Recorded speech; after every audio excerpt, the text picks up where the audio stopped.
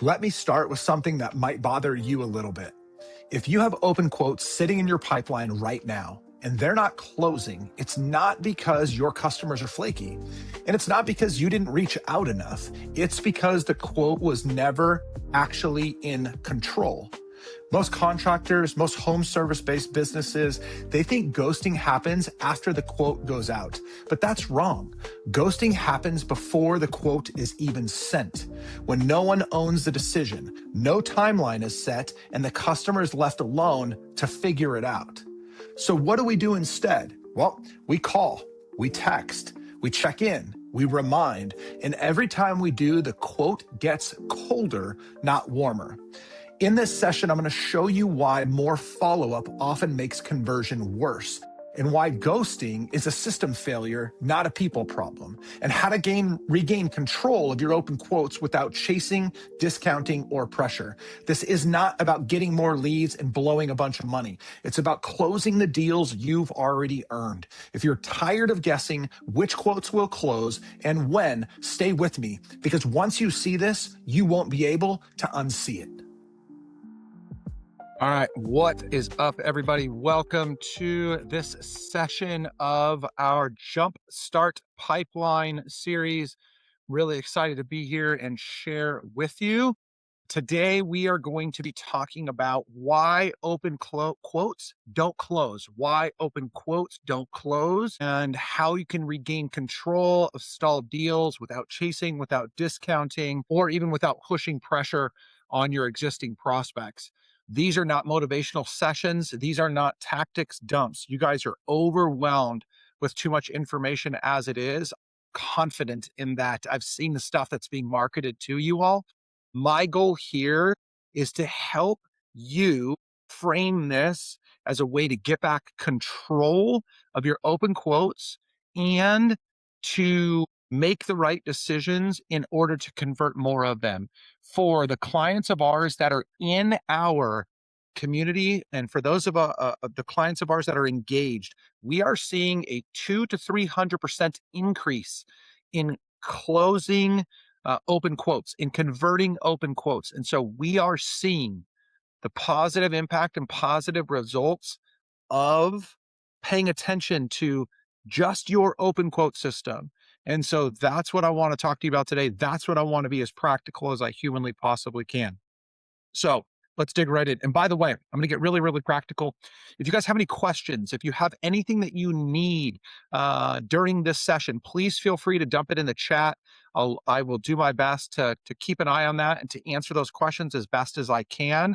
If you're watching this recording live, you can hop into our free Pipeline Builders community on School, which is linked down below in the recording, and you can ask your questions there. So I want to make sure that we're engaging and supporting you on this journey. All right, so let's talk about it. You guys are all familiar with this. You get an inquiry from a potential lead. You get an inquiry from a potential prospect. They're like, hey, I need what you got. I want you to come out. I want you to check it out. I want you to do a job walk. I want you to do a review, and I want an estimate.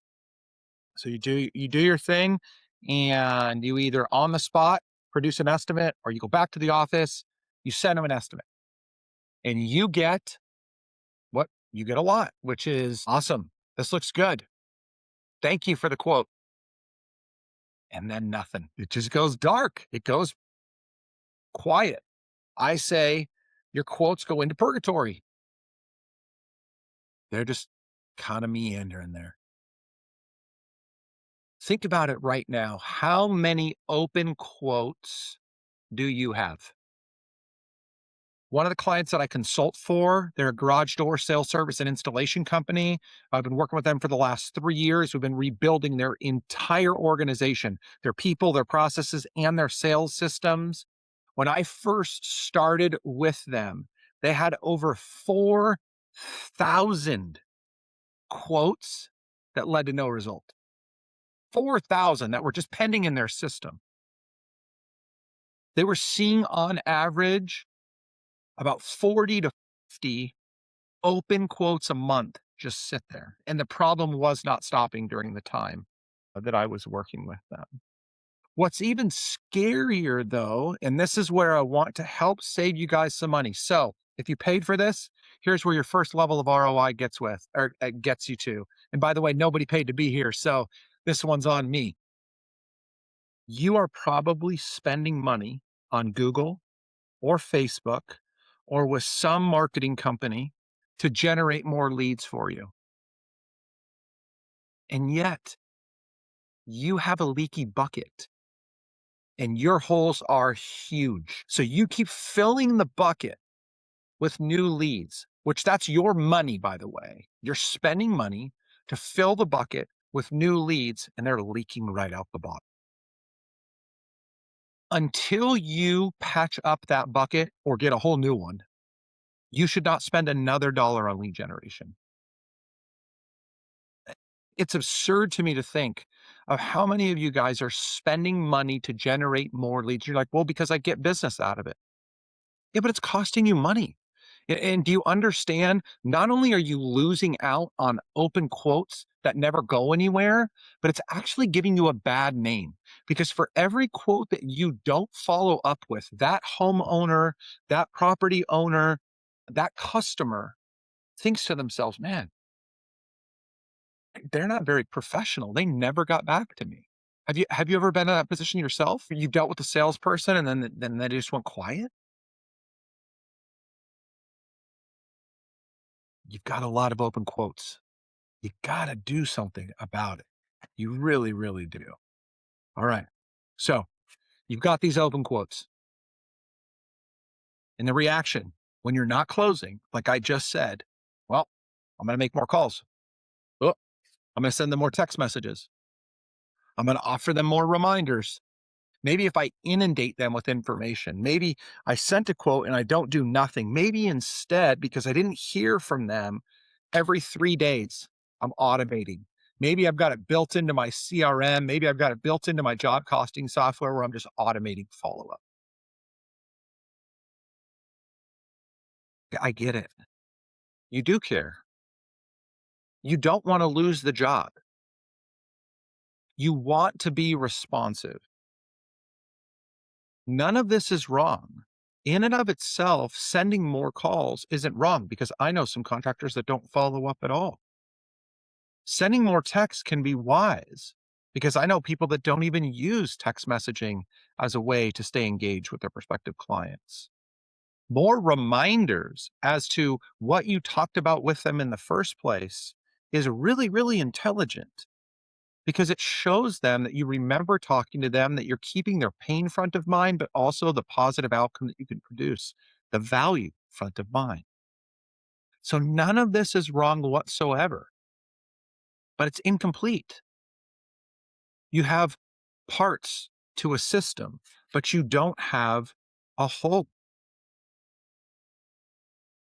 So maybe for you, ghosting your prospects isn't the problem. Maybe system failure is what is.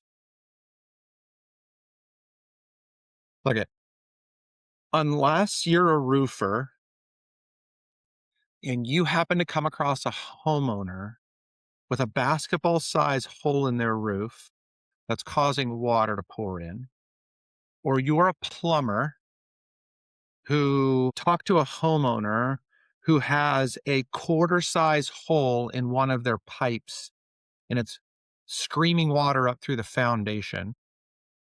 Or maybe you run an HVAC company and that homeowner's air just went out in the middle of a Southern California summer, because I know what that's like. But if that's not the case, if there is not that crazy sense of urgency,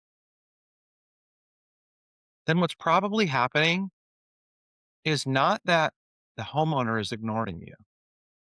It's that the customer just didn't wake up thinking about you tomorrow.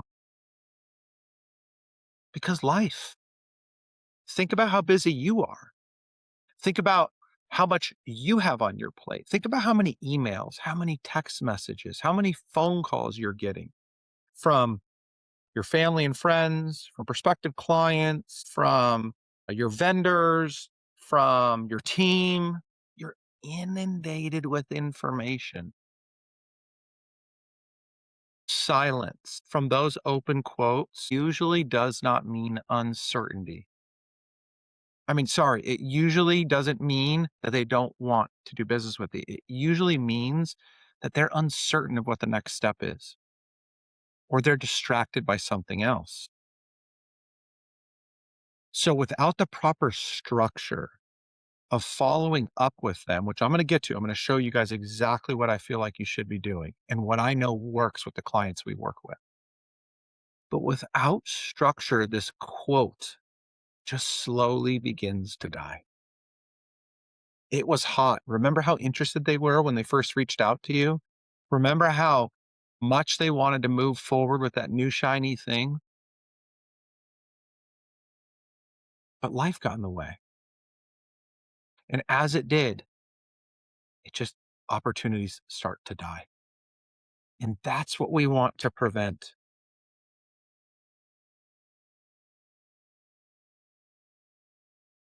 Here's what I want to help you consider if this is one of the challenges that you are facing. You see, we often think that if our prospective client wants what we have to offer, they'll get back to us. And I understand what you're trying to do here. You see, you want to be professional, you want to be considerate. And so you want to respect that customer space, their time, and their autonomy. You don't want to feel pushy, but we've got to do something. We've got to figure out a way how to overcome being a slimy salesperson and actually continue to be of value and help to these prospective clients. Do you know that most of your clients or your potential clients, they just don't know how to decide? They're not 100% sure on what to do next. And you may say to yourself, well, of course they do. I gave them a quote, they have a price. All they need to do is tell me yes or no. But it's not normally that easy. Maybe they've gotten a couple of other quotes with different content to those quotes. Maybe it doesn't really fit their budget after all, and so they're trying to figure out how to navigate through that. Maybe they're just dealing with some other things, and they're not sure as to whether or not this is the priority that it needs to be. They don't know how to decide. You see, when there's no decision path, there's no decision. We're not trying to pressure our prospects into making decisions. We're trying to lead them to make the right decision for themselves. There is a hidden cost to these open quotes for sure. And I alluded to this, so I'm not going to spend a lot of time here. But these three things I see are huge, extremely devastating. Number one of the biggest costs to open quotes is you're losing revenue every day that you don't close those deals. Secondly, your pipeline is unreliable. You don't even know whether or not to trust that pipeline. You don't even know, like you say it's pipeline, you don't even know it's really pipeline. Is that actually a qualified opportunity? Do they really have the ability to move forward? Is it the right type of client for you? And so what do? You start second guessing. So you're spending all kinds of mental energy and probably a lot of physical time trying to figure out what to do next. So let me ask you this question. If you're watching this as a recording, I would actually ask you to do this right on the spot. But if you're watching this live, you can just think about this. What's the dollar amount of open quotes that you have right now? How much money is in your open pipeline? Prospects that have said they were interested in moving forward with you and didn't do anything yet. This is money that you've already earned. You've already worked really hard to get in front, maybe even paid for that lead. You went out, you met with them.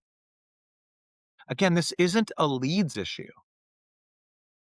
You don't need more leads. You need the right process to turn those leads into greens. This is about a stalled decision. And I'm sure I've talked to quite a few of you. I am sure that you are feeling some level of frustration, of uncertainty, or even maybe a false sense of urgency to get more leads. Like this is keeping you up at night. How do I make more money? How do I generate more revenue? How do I keep my crews out working? You may not even be being selfish. Maybe you just want to keep work consistently going to your crews because you don't want them to be without money. You have to send people home, not even call people into the office. Th- This is hard. There is a huge cost to these quotes that you have already paid, both in money and also in time and sweat equity into winning over in the first place. So I want to help you see your quotes a different way. This isn't about teaching you a new system. This is about a different lens, just looking at them a different way. This isn't a full on fix. This is how I want to help you see your own problem clearly. Simple, practical, usable. So, three things that I want to step through with you that I think are going to be really helpful and very, very practical for you. So, number one,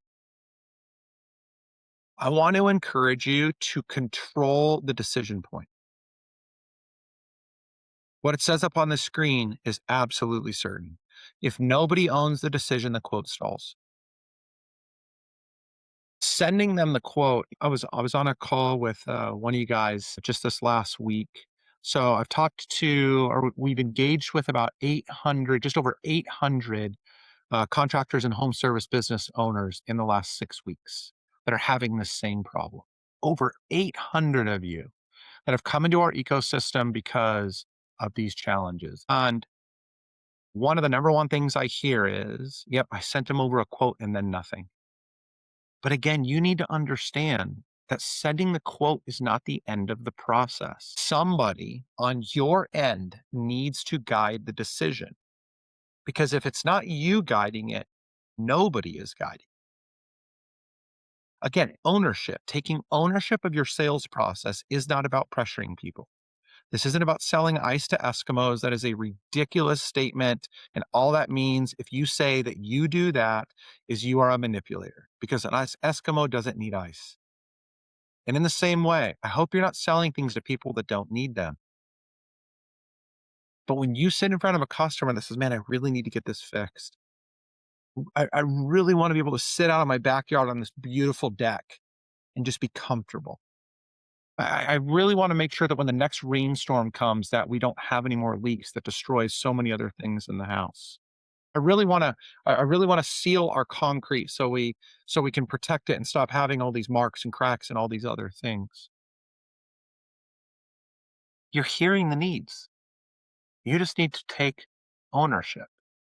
And so I want you to look at your existing sales process and answer the question as to whether or not you are maintaining ownership of the sales process from start to finish. Or are you, when you send that quote, handing ownership over to your potential? That's the number one thing to consider. That's the number one thing to focus on here is if I'm sending the quote and then hoping and praying, then I'm in big, big trouble. So number one is you have to control the decision. You have to ensure that your process is created in such a way that you are clear with them as to what needs to happen and when it needs to happen in order to solve their problem or achieve their dream. That's number one. Number two, the second thing that we want to control is the timeline. So, first, again, we want to control the decision. Secondly, we want to control the timeline. Quotes without timelines are just empty noise, not even background noise. Again, I said this earlier, and this is so important for you guys to think about. Homeowners have busy lives. Property owners have busy lives. Urgency fades so fast. I think about this for myself all the time. I'm excited. I see something. I click on it to add it to my Amazon cart, and then I let it sit there. And then more often than not, I ended up just putting it into save for later. And then before long, I just delete it altogether. I mean, my wife gets frustrated at me because there's times that I'll go into the store wanting to buy something, and it could be anything, a TV, a pair of shoes, whatever. And I get there, I look around, and I'm like, I'm just not that into it after all. Because there was a moment when I was at my peak of interest, and then by the time I get there to make the decision, it kind of just fades. The same thing applies with you. If you do not give your prospects a decision window, your quote is going to compete with everything else in their lives.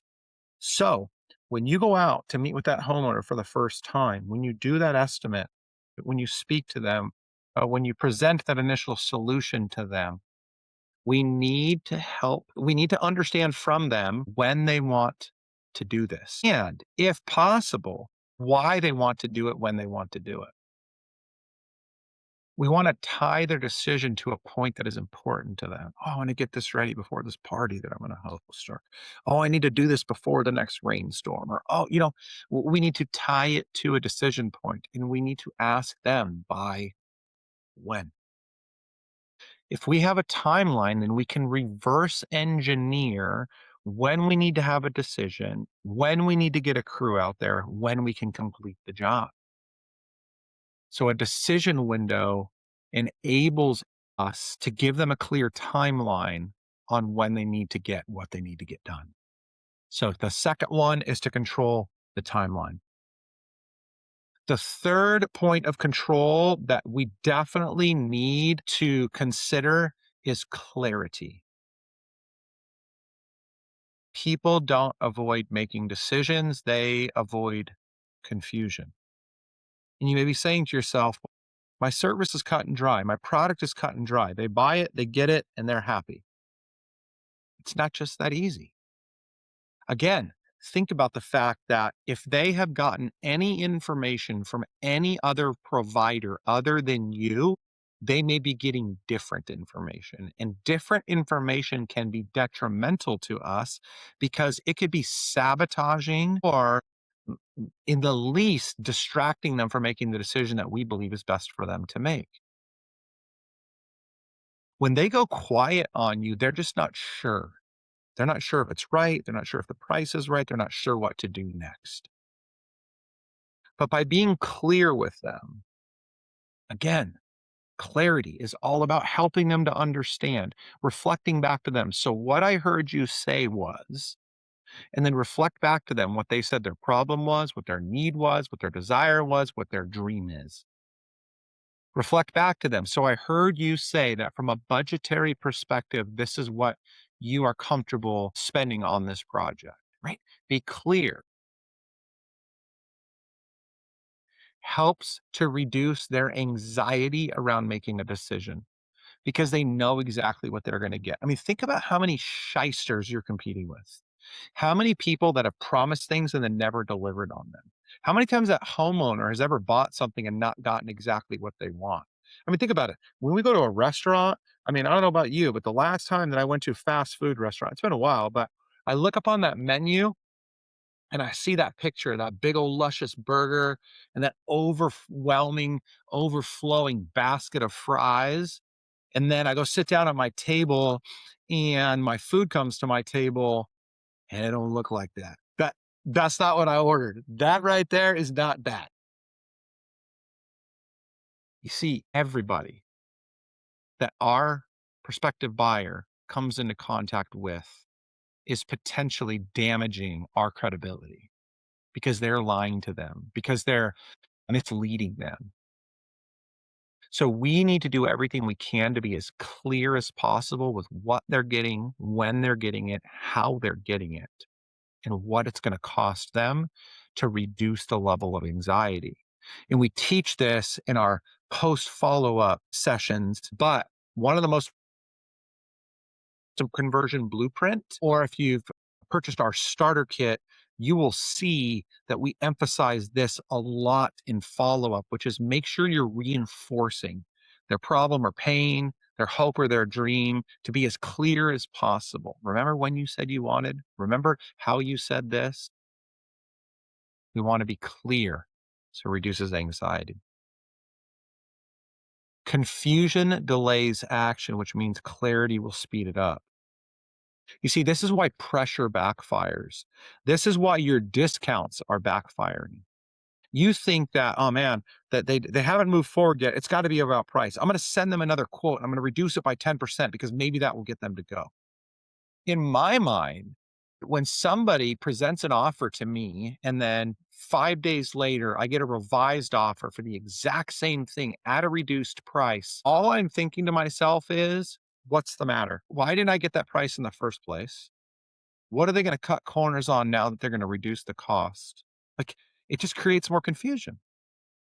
So pressuring them into making a decision with all these salesy tactics that people keep teaching you are actually wrecking you.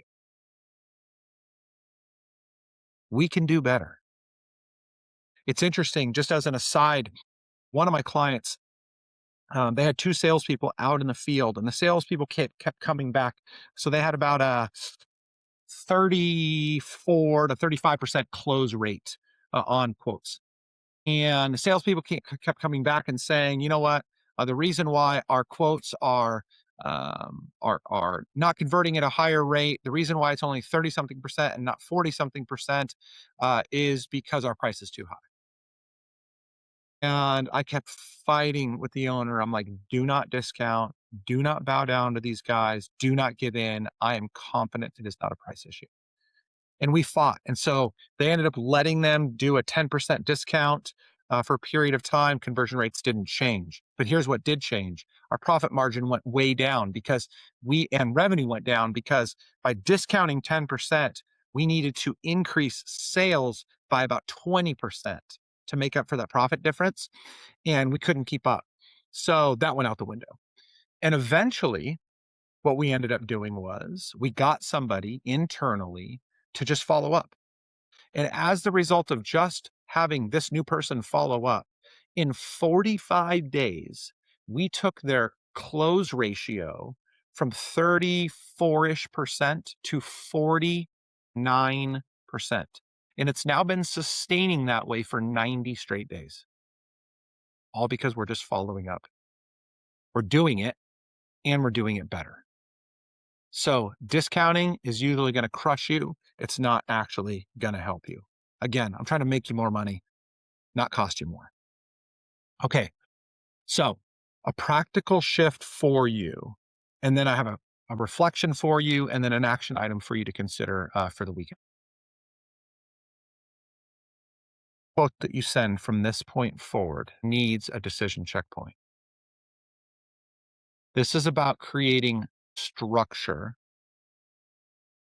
in order to ensure that you know when to follow up, how to follow up, so you can start increasing conversion ratios. Again, there's a lot of things that we can do here, but this is one specific one. So we must commit that every single quote that I send, which by the way, this is for another training, but you should never send a quote without being on the phone. Even if you've talked to that potential buyer, you should never send that quote blindly. You should always be on the phone. Schedule a phone call, hop on the phone with them and say, all right, Susie, it's Ryan here.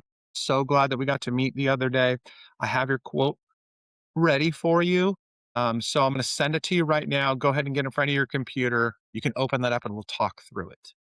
That way you prevent yourself from having that homeowner start guessing about what is or isn't in the quote. You get to talk them through the whole thing. Again, that was a bonus just as an aside. Okay, so the practical shift is every single quote needs to end with a decision point. So here's the question that I believe you should start including in every single conversation you have with that prospect leading up to sending the quote and then after you've delivered the quote. And it is this: what do you need in order to make a decision by, and then the date that they said.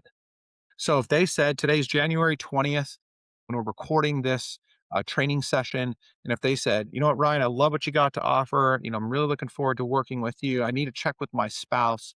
I'm like, you know what? No problem at all, Sue. We'd love to work with you. So you're going to check with your spouse. When can I expect that decision to be made? And they're like, okay, we can do that by Friday. Okay, so Friday, January 23rd. You're certain that's going to be the day. Yep, absolutely. Okay, great. So then when I get back to my house or my office and I send Sue the quote with me on the phone, and I'm like, hey, Sue, sent that over to you. Just want to make sure we're still on track for and the date. Yep, absolutely. Cool. Great, Sue. Then a day or so goes by and I send Sue another touch point. And you're like, wait a minute, you're sending Sue a touch point, even though she said to give her 3 days? I'm like, oh, yeah, I am. I'm staying engaged. I'm staying relevant. I'm staying focused to make sure that I create the greatest likelihood for me to close this opportunity. So in a day or two, when I send over some additional education, some additional value, some additional insight to Sue, because I want to stay top of mind with her because I know she's talking to other people. I'm going to say it again. All right, Sue, you've got my quote. I just shared this information with you. Just want to make sure that we are good to go in making this decision by and the date.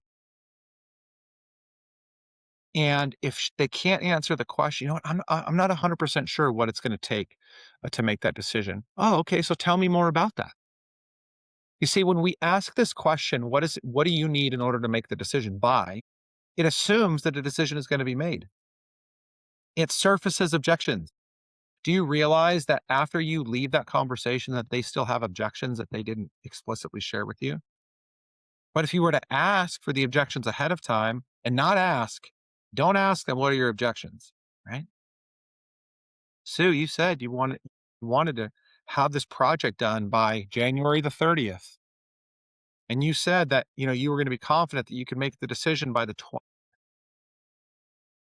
What do you need to do in order to make sure that you make that decision by the 20th and then get this job scheduled by the 3rd?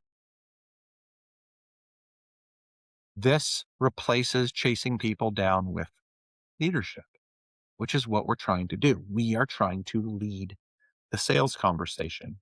And back to what I shared earlier, right? Around control. Think about this, you guys.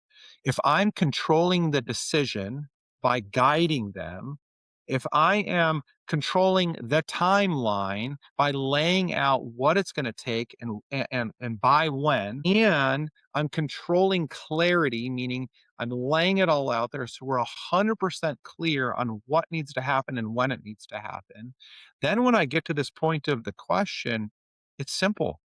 I don't need anything. Great. So I can expect that we're gonna have a decision by Friday? Yes, you will. So when I call her on Friday, because she may not call me, "Oh, hope you talked to your hubby by now. You had mentioned to me that you were gonna speak to him by today so we could get this job scheduled no later than next Friday." And then, ooh, that didn't happen, right? That happens a lot. Then we can get into why that happened and how we can reframe that. I'm not saying that this automatically just stops all of our challenges and roadblocks from popping up. That makes them much, much easier. Okay, so what can you do? I've got a way to use this with your existing quotes and with brand new ones. So, a couple of things that I want to be clear on, and then I'm just going to share with you just a quick suggestion. So, first off, don't rework everything.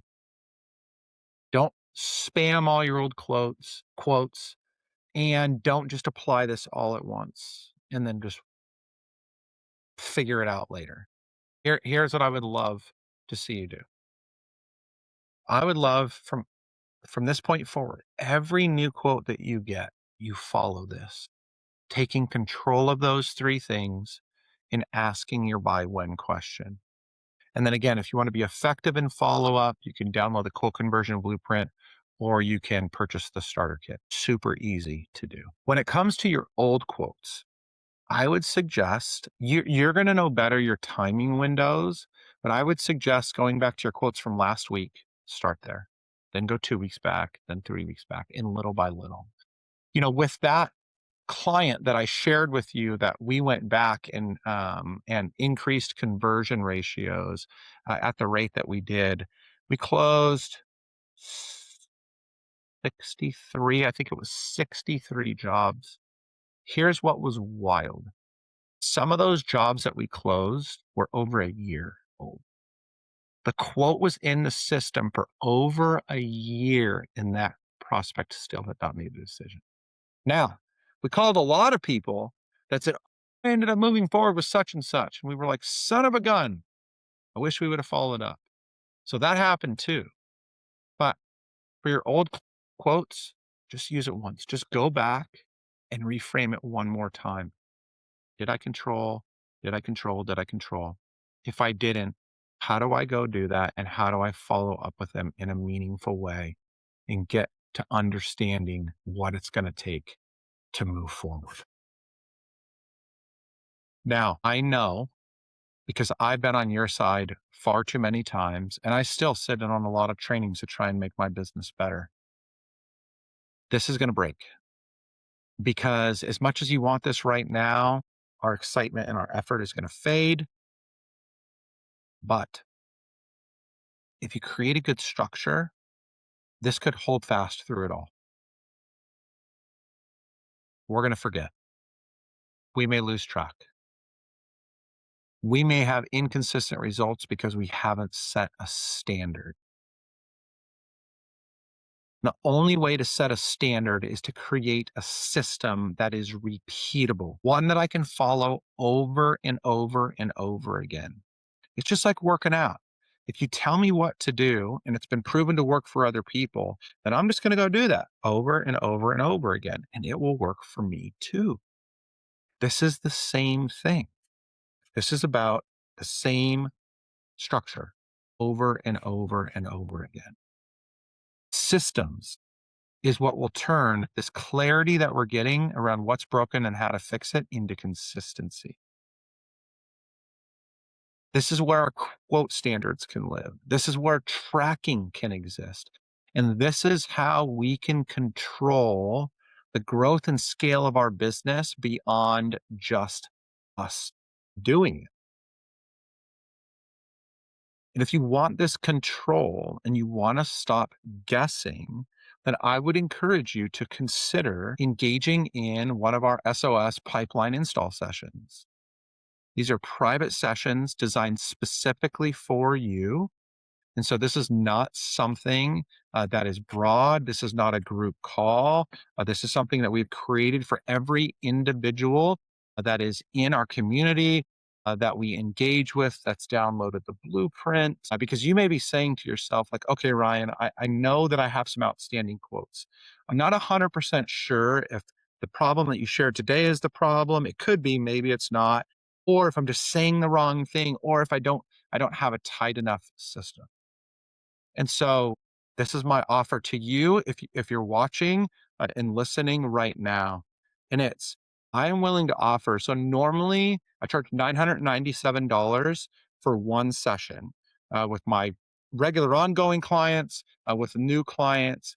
But to be very honest with you, we are trying to build a foundation in the contractors and trade space. I've been serving this community for a long time, but it's only recently that we have created this program specific to it. And I want to prove to every single one of you out there that the way you've been doing most of your sales is not work. And it's not because I know and they don't. It's because every other person that I've come across that's selling some sort of program in this space is teaching you how to go get more leads. And that is a mistake until we have the system secured to capture and control them. So this pipeline install session, it's one live working session. It can be 60 to 90 minutes long. We schedule out 90, but we may be done in 60 minutes. We are going to create a customized follow-up flow for your business. We're going to help you install the scripts and leverage the GPT that we have created correctly and specifically for you. And then we will help you to map out a specific 14-day follow-up sequence off of every one of your quotes. So every single time you quote a job, every single time, you will have a 14-day follow-up sequence to utilize for those specific prospects. And you will leave that call knowing exactly what you need to do after every single quote. Again, normally $997 or $1,000 really is what I charge for one session. We're doing these at $297 because I really want to demonstrate to you that we have what it takes. And I'm no fool. If you invest in this and this works, you're going to want to keep going.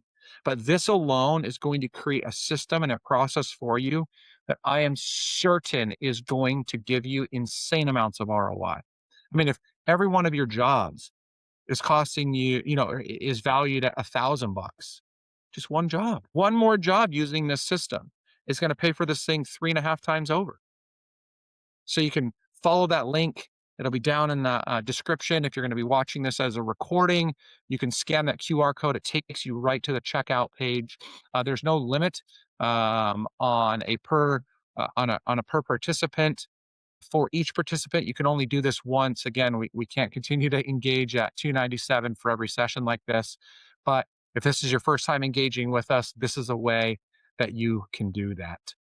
I am solely focused on becoming the premier community for helping contractors and home services businesses to convert as many quotes as is humanly possible in your industry, whether you're a roofer, a plumber, concrete, pool supply, HVAC, it doesn't matter. If you're in the space, this is going to work. We've done it time and time again, and I'm confident that I can do that for you. So with that, for you guys that are here live, thank you so much. I really appreciate you jumping into this call. If you're live, you're part of our community, which I'm really grateful for as well. If you're watching this on a recording in the community, thanks for being here. And if you're watching this elsewhere, you got to join the community, be a part of what we're doing. We got a lot more of these coming up. At least once a week, we are doing a live training session in the community. These are ways just to continue to help you convert more quotes and build the business that you dreamed of when you started this thing in the first place. Thank you guys so much. I appreciate you all. Have an incredible rest of your day and a productive and revenue generating week. Peace.